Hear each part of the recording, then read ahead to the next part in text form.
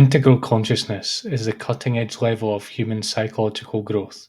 It brings radical new capacities, like a long term evolutionary view, an embrace of all prior levels of development, and a realistic balance between the needs of self and the needs of others.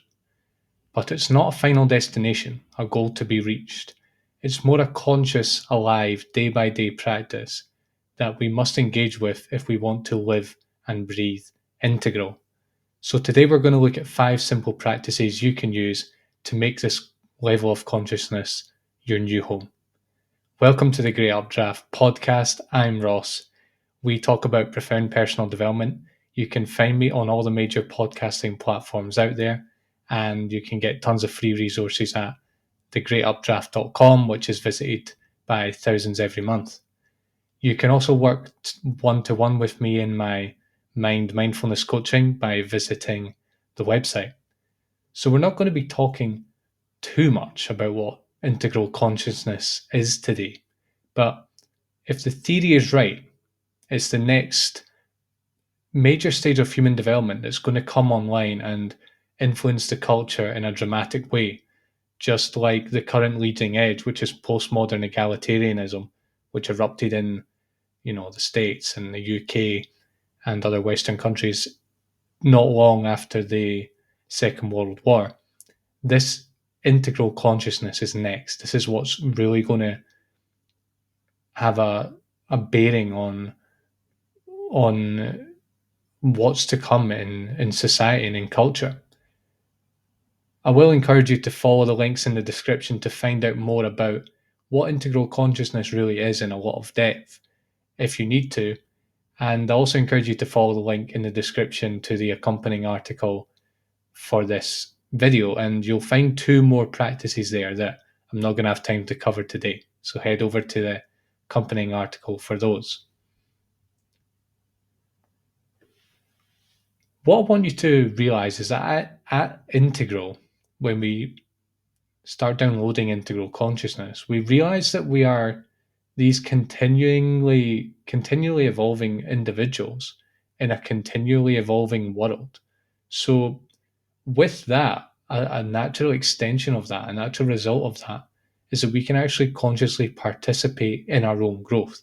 We actually, in a sense, I like to think of it as making conscious what has so far been an unconscious process for us, which is the process of stage development. And though we often talk about integral consciousness, you'll find all manner of resources out there on integral consciousness. I don't think it's made clear enough what we can actually do to embody it and how we can encourage it, and how even if this is your home and this is where you kind of, the integral thinkers in the world, those are the people you resonate with, and you've basically got an integral heart, as we say, as these practices are a reminder. And it's when you see yourself falling back developmentally, you can bring these practices in, and you'll go back into integral consciousness. So they're going to be very practical exercises that you can pull out at any time. And the other big lesson here is that integral consciousness is not an end. It's not like a stage that you reach and that you're there permanently and all is well in the world. I think sometimes when people talk about spiral dynamics, they think of it as a process of ascension where you finally reach this amazing stage yellow or stage turquoise. And really, I really don't think that's accurate. I see it as more of a practice. And really, as humans, as growing humans, we have all the earlier levels online, and they come in and dominate, and often not to our advantage. And so, as I said, these practices are things you can bring in to continue to practice being integral, because it really is a practice. And over time, as you make these a habit, and as you start to take the lessons from these practices, you start to see the power, and you start to really understand why the practices are what they are and why they are that way. Your operating system will start to, become more and more integral over time. And it'll be something you don't really have to try to do. It'll just be your default.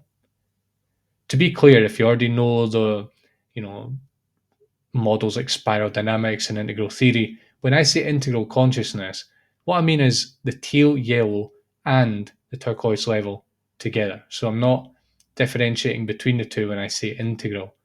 And if I want to be more specific, I will be. I'll say teal or yellow, and I'll say turquoise when I want to be more specific. Before we get into the first practice, I just want to give you a bit of a warning here that these practices are things I found useful, and they're things that I see that I do when I'm living life, basically. But I don't want you to think that these somehow define what it means to be integral, or that the things I say are all true and they should be true for you. I think there are markers of being integral. There certainly are. But at the same time, my own embodiment of it is my own thing. And actually, we kind of embody all these stages in our own unique way. And I'm going to have my blind spots. I'm going to have my bright spots. I'm going to have my strengths and my weaknesses. So, take what I'm saying, look for the deep lessons, but don't get too caught up in all the little details.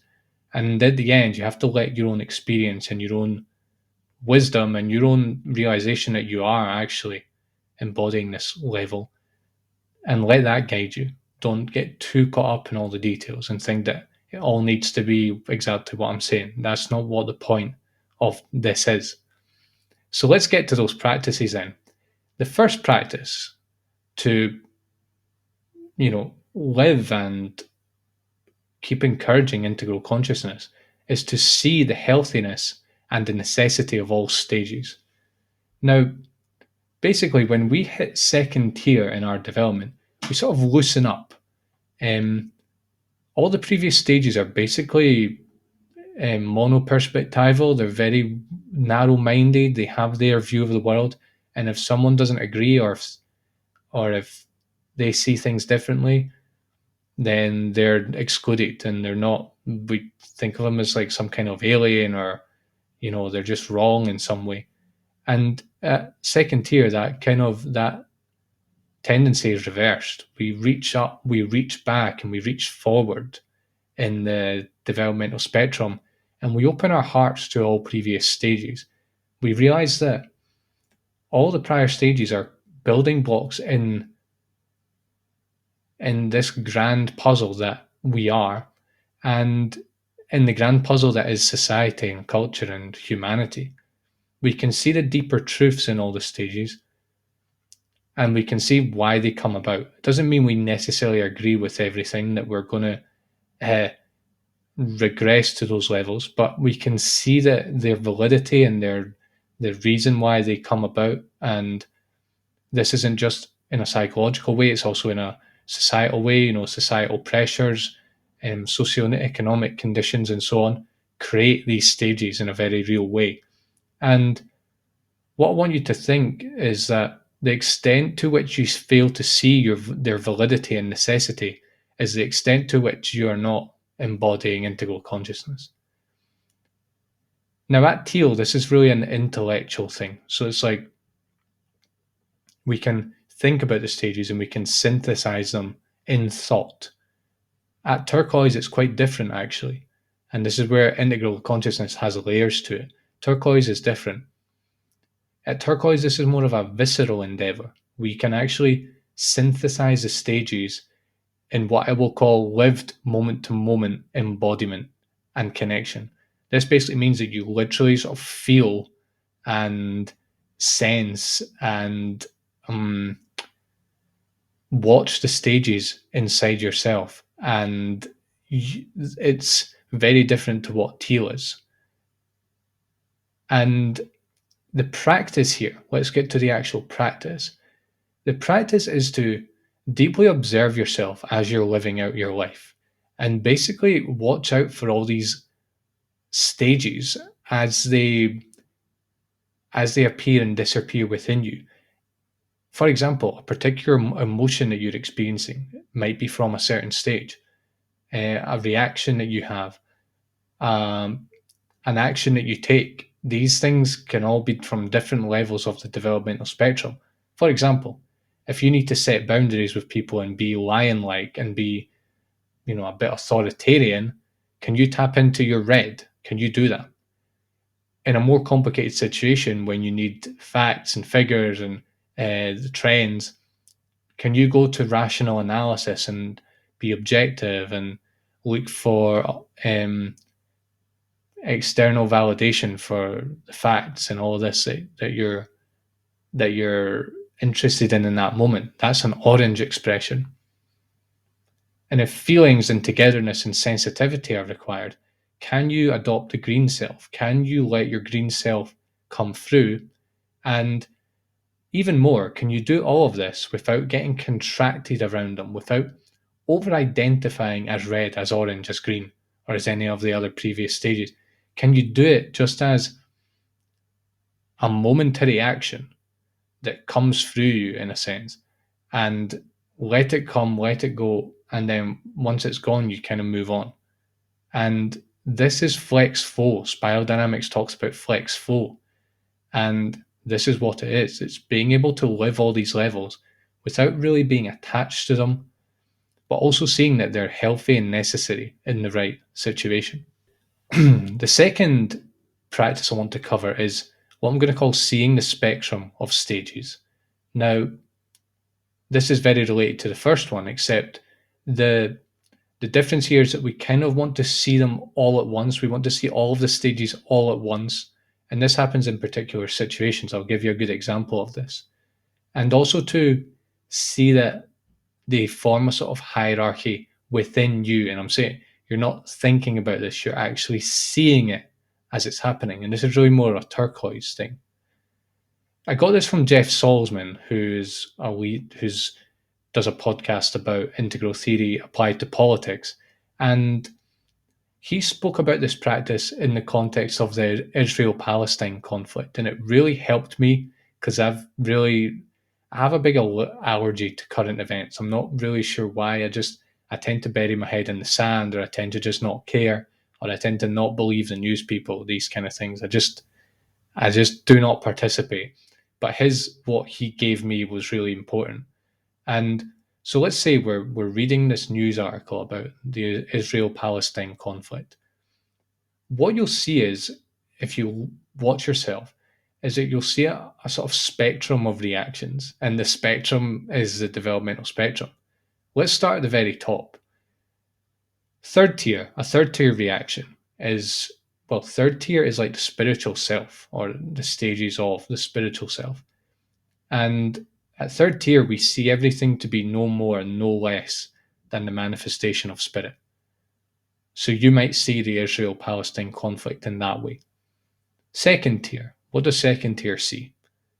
At turquoise, this is sort of like the loving grandparent self, I would call it.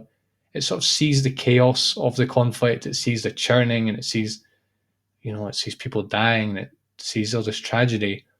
And it kind of sees it as this inevitable part of life. Not that it's a nice thing.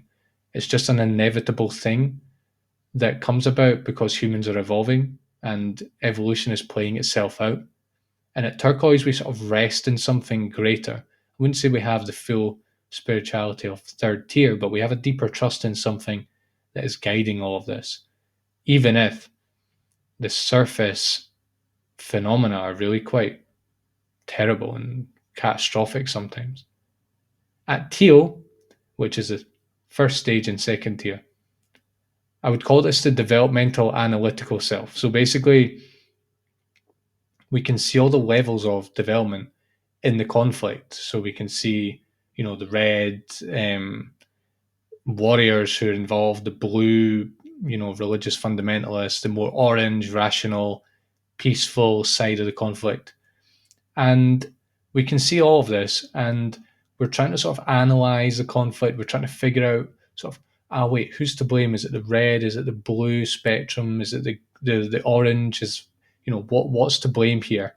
And it does that, and it can see all of the first tier reactions to the conflict. So it can say, The modern Americans are reacting this way, and the traditional Americans are reacting this way, and so on and so forth. And it can sort of see all these layers in the conflict. Let's go into the first tier. What does green do with the Israeli Palestine conflict? Green is all about the victim oppressor. So if you notice yourself reacting in terms of who's the victim, who's the oppressor, who's been getting stepped on for decades in this conflict, that's what green sort of focuses on. And it wants to right the wrongs, it wants to bring justice, it wants to help the victim, it wants to sort of be nice, it wants to go in there and and give people the support they need and so on. And you can notice this sort of urge in yourself when you're reading this article. The orange is what I'll call the rational self. It wants to analyze the conflict, it wants to dissect, fact find, and think. It wants to know all the dates, and it wants to know the facts and the figures, and it wants to figure out, right, okay, who's benefiting financially from all this? Why are they doing, you know, what are the politics involved, and so on. So it gets really analytical, but it doesn't see, not analytical in the Teal sense, analytical more in terms of facts and figures and the objective truth about the situation and so on. So you're probably going to be having those reactions. Amber is what I'll call the dichotomizing righteous self. This is stage blue, also called stage blue. Basically, what amber does is it takes the moral high ground and it sort of jumps to conclusions. It labels people as being right and wrong. These are the people that are guilty. These are the people who are not guilty. Let's punish those who've done it. And it gets sort of judgmental, and it oversimplifies the situation. Um, in this situation, the Israeli-Palestine conflict, both sides are victims, both sides are oppressors at the same time, in my opinion. And the red self, we're not going to go any further than the red self. The red self is like the aggressive self, and this is the part of us that acts with anger, and it just wants to go in there and like take retributive action. Basically, it wants to go in there and fuck the people who bombed, and let's go in there and chop their heads off. This is like the red part of us, the aggression, just a raw, unfueled aggression.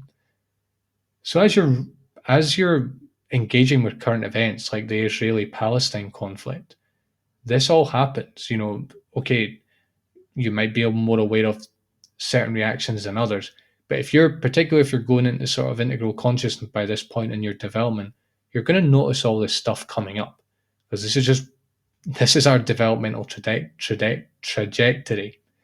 And what I want you to do as well is not just to see it in thought, so you can see all these thoughts are coming up associated with all these levels. I want you to actually feel the body. So the lower levels, first tier, is sort of lower down the body, particularly red. Red's very sort of visceral, it's in the gut, it's in the stomach.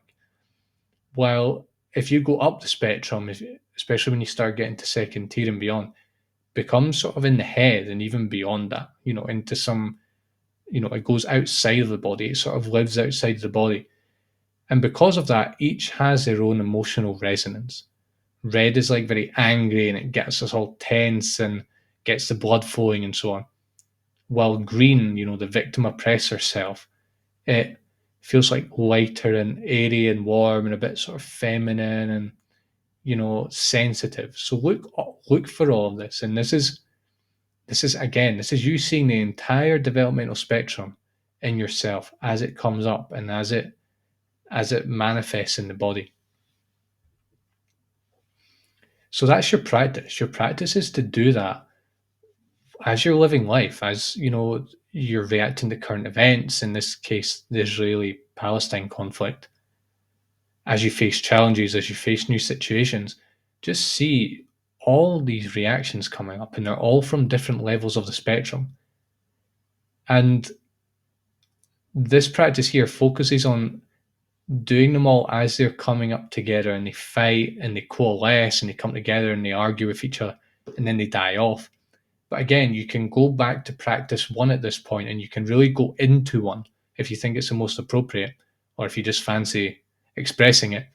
And you can express it through words, through movement, the red self, you can start swearing, fuck these people and all this. And then let it go. And then go back to that point of just observing the whole thing. And these reactions always come up as you're navigating life, as you're just living life. All of this stuff is inside us, and you can see the entire spectrum as you go about your everyday life. Great. Practice 3 is to zoom out. Now, at Integral, it's more of a grandparent perspective. It's like, okay, you know, things are crazy sometimes, the Israeli Palestine conflict, for example, or, the way technology is advancing, or the youth of today and all this. And what we want to do at Integral is take us, as I said, a grandparent perspective. We can see the chaos, we can see the movement and all this, but we just sort of trust that over the long run things are advancing for the better. And as humans, we over idealize the past. We somehow think that the past was peaceful and that we were living in some sort of paradise if we go back far enough in human history. But we also catastrophize the future. We say, well, if AI develops too much, then it's going to destroy human creativity. Or if Donald Trump gets reelected, the whole thing's going to collapse. Or if Britain leave the EU, then that means that European democracy is in danger, and all this.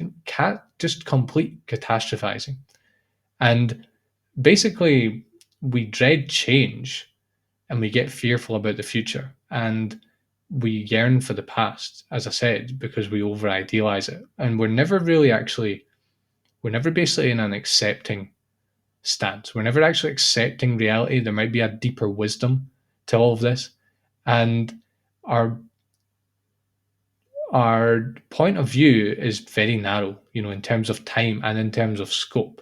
We don't think far enough ahead in the future.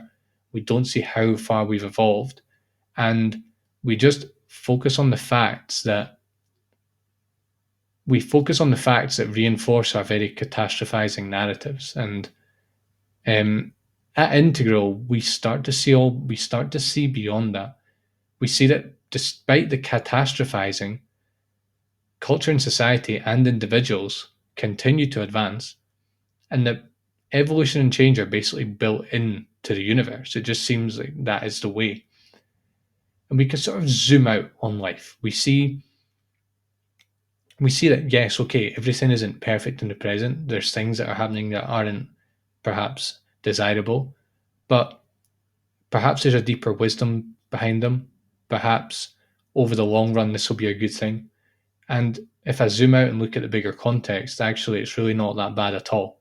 And this isn't wishy-washiness. This isn't, being overly permissive. It's just a more evolutionary point of view. We look back to see how far humans have come, and we just trust in that evolutionary process. It doesn't mean that unpleasant things don't happen. We deny that things are unpleasant. It's just a deeper trust no matter what happens. That's how I see it. So the practice here is, whenever you find yourself leaping to judgment about politics, about technology, climate change, social issues like racism, whatever, just open up your time span. I want you to actually go back to the Big Bang here, like in your mind. Think back to when objective reality didn't even exist. That's what we think. 14 billion years ago, I think it was, when it didn't exist. Nothing existed at all. And now I want you to think 1,000 years into the future, when basically human civilization will have changed beyond all recognition. Like, we will be as lost, or even more lost, as someone from the year 1023 would be in the year 2023, in the year 3023. Evolution and change are accelerating, and so is technology. In 1,000 years, what we think of as human civilization will just be completely different. And then once you've done that, contemplating the fact that once all of this didn't exist, and in just 1,000 years' time, most likely, human society and individuals will have changed beyond all recognition, come back to the present and see that the current situation that you're facing or that you're contemplating here is it looks a lot different now, and that this current situation is like a midpoint or a way stage on on the continuing evolving trajectory of humankind and the universe, and that really the society in 1,000 years from now or even further ahead, it couldn't it couldn't exist without what is happening right now. Everything is contributing to that. The second practice is to always ask how everything is working together for good. Thanks, Steve McIntosh, for this. Even if it seems terrible on the surface, ask yourself what good is coming out of the situation without denying the immediate short-term difficulties involved. Like the Israeli-Palestine conflict's a good example of that. Sure, there's it's a catastrophe and there's people dying, and um, it's not a pleasant situation. But long term, what could be the good of it? What lessons are we learning? And this can happen, and you can apply this to your personal life as well.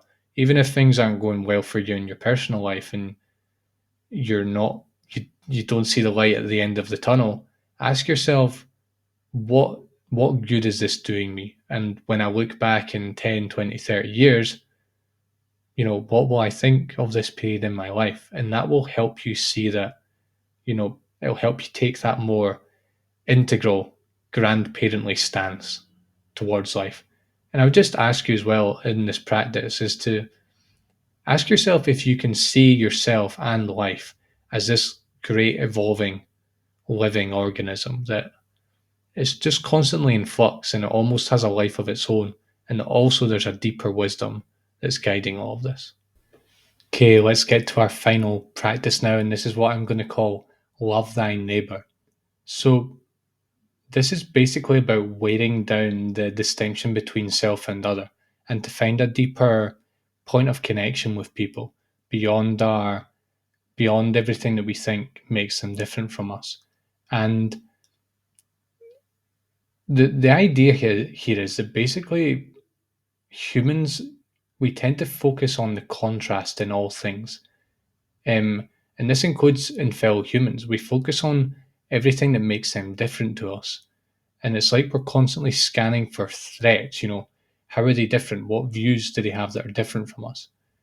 And we lose contact with many things, with our own shadow, with our own the way that our repressed psychological material affects how we um, interact, how we interpret others, how we perceive them. It also has us forget about the fact that we're actually not separate from other people in a very real way, and that the separation from others, as I speak about in the accompanying article, is really a kind of illusion in our consciousness. And it also has us lose contact with the stages that they're embodying. It has us lose contact with those stages in ourselves. So this practice is really about undoing all of those tendencies. And when I heard Jeff speaking about this for the first time, he did it with Ted Cruz, who is a conservative politician in the States, and he felt a particular aversion to Ted. So you can do this is a good practice to do with such people that either cause you light aversion, you mildly dislike them, or to people that make you feel physically sick and you can't stand to be around them. The process is quite simple. So, first of all, we try to see that they sincerely believe in the rightness of their actions. From our perspective, it might seem like they're crazy or they're misguided or they're somehow like lying to us, or they surely can't believe that they think is what needs to be done. No, I want you to say that they actually do. And this opens you up to help you see why. So just try to see that that's who they are. They sincerely believe in what they're doing. Now you want to try and see their various lines of development. Basically, that they're not just, we might, if we dislike them, we put them down. We say, oh yeah, they're completely underdeveloped. They're basically like apes in their development. No, try and see that they're actually, parts of them are quite low. Their interpersonal skills might be quite low. Their social skills, their moral consideration might be quite low. But in other ways, they might be quite high. Maybe they have other skills. Maybe they cognitively have a lot of power, for example. So try to see try to see their strengths and their weaknesses, essentially. Now I want you to contemplate, things like socioeconomic factors, like what was their family like? What was their economic background? What opportunities did they have? And then go on to extreme characteristics and realize that their more extreme characteristics might be a disability of some kind. And I'm not saying this to be funny.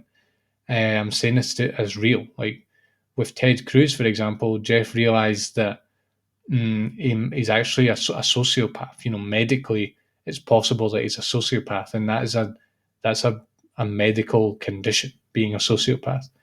Um, so once you do all this, and I have several people I could do this with, what for me it does, it helps me realize that they are human and that they're doing the best they can, and that in similar situation, I would probably be the same as they are. And while I can see that their behavior is not optimal and I don't like it and I wouldn't behave like that, it lowers this barrier between us, and you know, it opens my heart a bit. I'm not saying it completely changes, my view about them, but it wears it down, and it has me see beyond my biases and my own my own reasons for seeing this stuff in them. Some of which is completely unconscious, and it's to do with me, not to do with them. Does this mean that you don't have grounds for disliking this person, that they don't have any undesirable traits? No, I don't think it does. But what it does is it means you can see yourself and the person that you're relating to from a greater perspective. And what you'll find is it actually greases the rails for integral consciousness. And by doing this with others, no matter how detestable they may be, you'll see that they have their own story, they have their own reasons for what they do. And you're working on your empathy. And you're getting in touch with the the socioeconomic and the psychological and whatnot, all the different kinds of factors that make us who we are. And this takes you into that integral grandfatherly or grandparently perspective. Great. So those are 4 practices I recommend. You can find the other 2 in the accompanying article. And I've also got tons more resources on the levels of human development at my website, thegreatupdraft.com. I've actually got a premium course called The Stages of Human Development. So look for that in the members area if you're interested in learning about these stages in a lot of depth. Remember that you can find this episode on all the major podcasting platforms out there.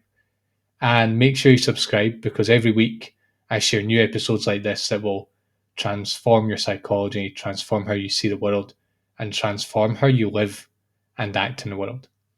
So thanks for tuning in, and take care.